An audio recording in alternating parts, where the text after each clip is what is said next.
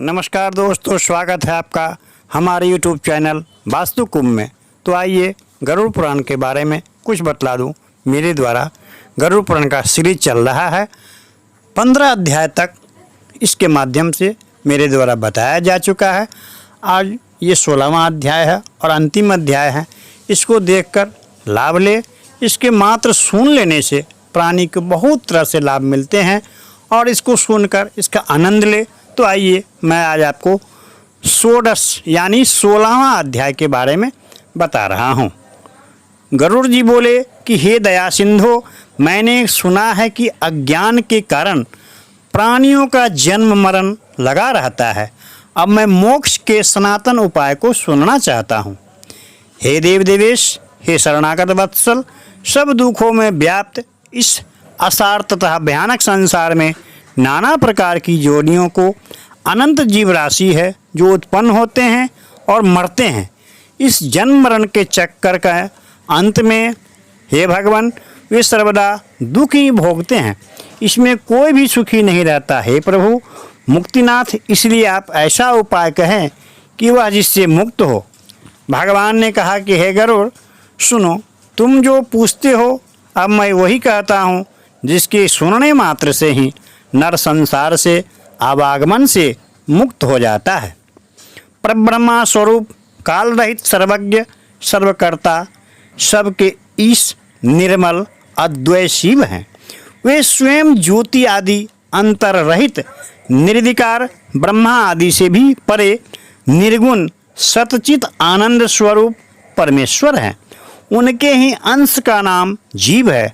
जिस प्रकार अग्नि से चिंगारी निकलती है, उसी प्रकार अनादि के फेर में पड़कर उनके शरीर आदि द्वारा उपाधि से जीव अलग होता है। पुण्य तथा पाप रूपी यंत्र से जकड़े रहने से सुख या दुख मिलते हैं। जीव अपने कर्म अनुसार प्राप्त हुए शरीर को में आयु व भोग उस जोनि को भोगते हैं। जैसे अस्थावर, इसके बाद कीड़े, इसके बाद पक्षी, इसके बाद धार्मिक नर देवता आदि के बाद मोक्ष की प्राप्ति करते हैं। ये कर्मानुसार स्वदेज, अंडज, उद्भिज, जरायुज 4 प्रकार को जीवों हजारों बार शरीर को धारण करते हैं तथा मरते हैं। अपने पुण्य प्रभाव से मनुष्य योनि में जन्म लेते हैं तथा ज्ञान प्राप्त कर मुक्ति को पाते हैं। 84 लाख योनियों में जीवों को जन्म मरण का आना पड़ता है, करना पड़ता है। मनुष्य योनि के बिना अन्य योनि में तत्व ज्ञान नहीं होता है। लाखों बार संसार में जन्म लेने के बाद यदि पुण्य थोड़ा सा अर्जित किया हो रहा हो तो जीवों को कभी मनुष्य के जन्म से लाभ हो जाता है। इस प्रकार मोक्ष साधन स्वरूप अप्राय मनुष्य योनि को प्राप्त कर अपने तारण का उपाय जो नहीं करता उससे अत्यधिक पापी और अर्क कौन होगा। सदा आत्मा ही आत्मा का रक्षा करे, क्योंकि आत्मा से ही जीव होता है। इसकी रक्षा में यत्न करना चाहिए, क्योंकि जिंदगी बनी रहेगी तो अनेक शुभ अवसर प्राप्त होंगे। गया हुआ गांव, खेत, संपत्ति, मकान आदि फिर मिल जाएगा और शुभ अशुभ कर्म बारंबार होता रहेगा, परंतु दोबारा मनुष्य शरीर फिर नहीं मिलेगा।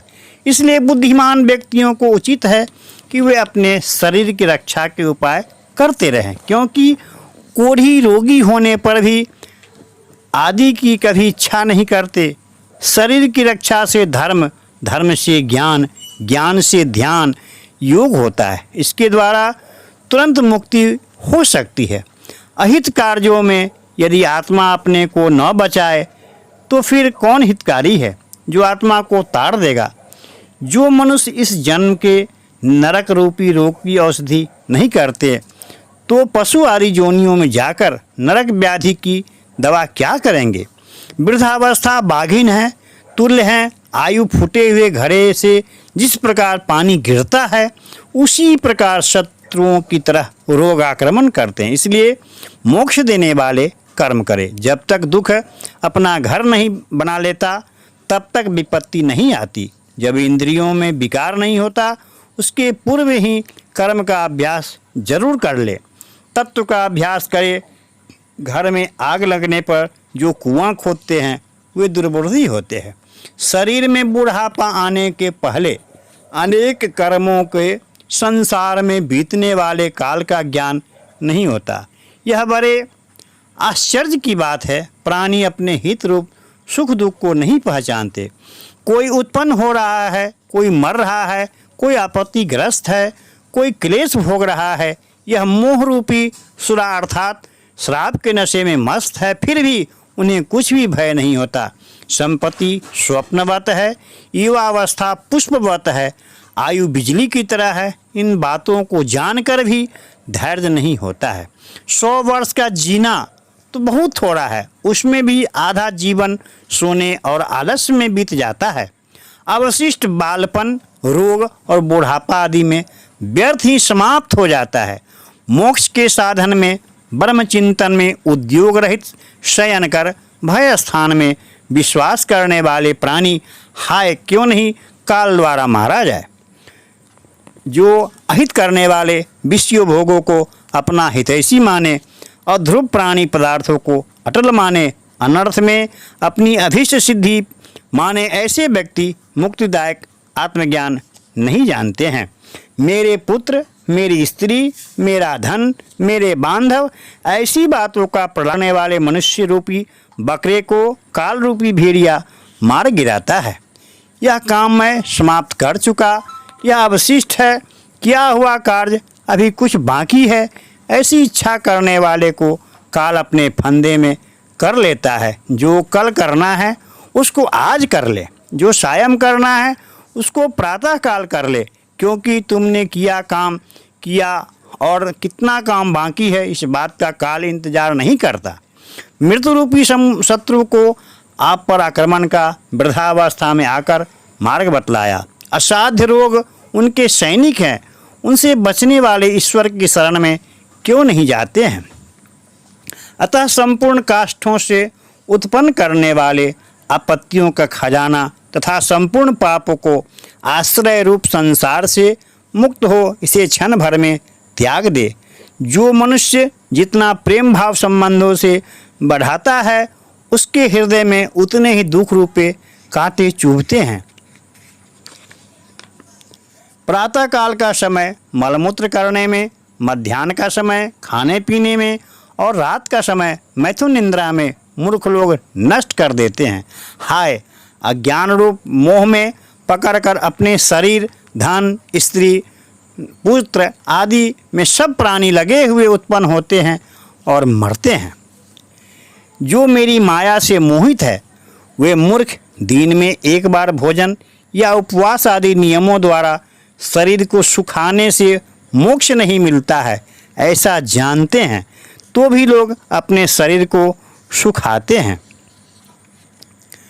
मरने के समय में जो प्राणी गंगा आदि तीर पर रहते हैं उनकी मुक्ति होती है।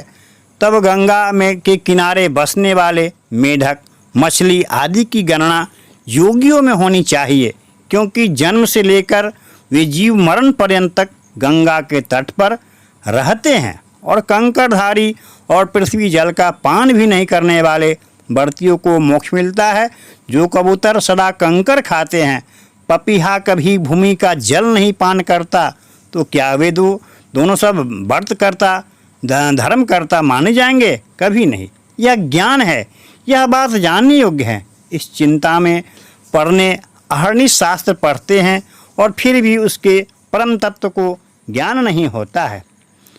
कुछ लोग वेद शास्त्र को पढ़ते हैं, आपस में ज्ञान का एक दूसरे को उपदेश देते हैं।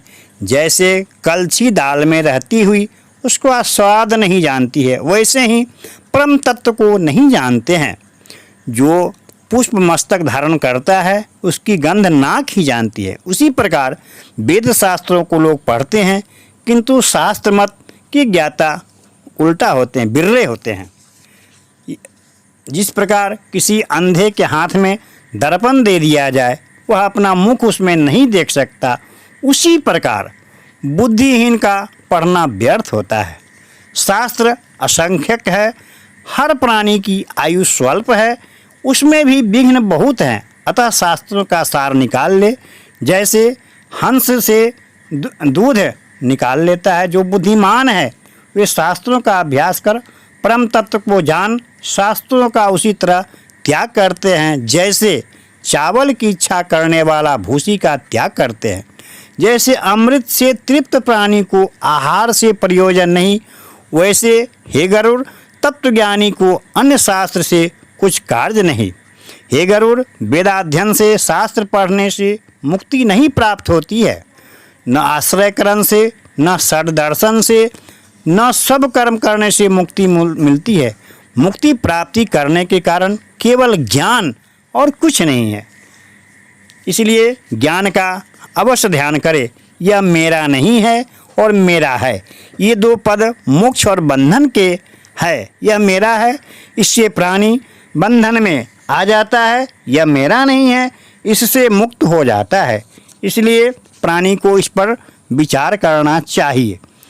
जब तक देहाभिमान रहता है तब तक ममता रहती है। जब तक उद्योग में वेग रहता है तब तक संकल्पों की श्रृंखला रहती है। सुनो, तुमको इस समय तत्वज्ञाता का मरणात्मक कृत कहता हूँ, जिसके द्वारा ब्रह्म निर्वाण संज्ञक मोक्ष मिलता है। धैर्यशाली पुरुष को घर से निकालकर पुण्य तीर्थ जल से स्नान कर पवित्र हो एकांत जगह में विधिवत आसन लगाकर बैठ जाएं। अपने मन में शुद्ध त्रिवृत परम ब्रह्माक्षर ओम का अभ्यास कर श्वास को रोककर ब्रह्मबीज मंत्र का स्मरण करते हुए मन का निग्रह करे। एकाक्षर ब्रह्म ओमकार का जप तथा मेरा नाम स्मरण करते हुए शरीर को जो तत्वज्ञानी त्यागते हैं उनको उत्तम गति मिलती है। जहाँ वैराग्य से वर्जित दाम्भिक जन नहीं जाते, वहाँ सुधी जनों को उत्तम गति मिलती है। मैं इस संबंध में तुमसे कहता हूँ, जो मान तथा मोह से रहित है, जिन्होंने आसक्त रूप दोष को जीता है, आत्म तत्व ज्ञान में जो नित्य स्थिर है, वह निष्काम है और सुख दुख रूपी द्वंद्व से मुक्त हो गए हैं। ऐसे ज्ञानी पुरुष उस परम पद को पाते हैं। जो घर छोड़कर मरणोत्सुक हो तीर्थ में निवास करता है, मुक्ति क्षेत्र में जो मरता है उसी को मोक्ष मिलता है। जैसे अयोध्या, मथुरा, माया, काशी, कांची, अवंतिका और द्वारका, ये 7 पुर मोक्ष को देने वाली है। हे गरुड़, इस प्रकार ज्ञान वैराग्य सहित सनातन मोक्ष को कहा, जिसको सुनकर मोक्ष मिलता है। तत्वज्ञों को मोक्ष मिलता है, धार्मिकों को स्वर्ग मिलता है, पापियों की दुर्गति मिलती है। वे खगादी योनि में पैदा होते हैं और मरते हैं। हे गरुड़, इस प्रकार सब शास्त्रों का सारांश 16 अध्याय में मैंने तुमसे कह दिया। अब तुम क्या सुनना चाहते हो, इसके वर्णन करो। सूत जी बोले कि हे राजन, भगवान के मुख से यह सुनकर गरुड़ उनको बारंबार नमस्कार कर हाथ जोड़कर बोले कि हे भगवान, हे देवाधिदेव, हे नाथ, हे प्रभु, आपने अमृत सदृश वचन सुनाकर भवसागर से उद्धार किया। मेरा संदेह दूर हो गया और मैं कृत हो गया, इसमें संशय नहीं है।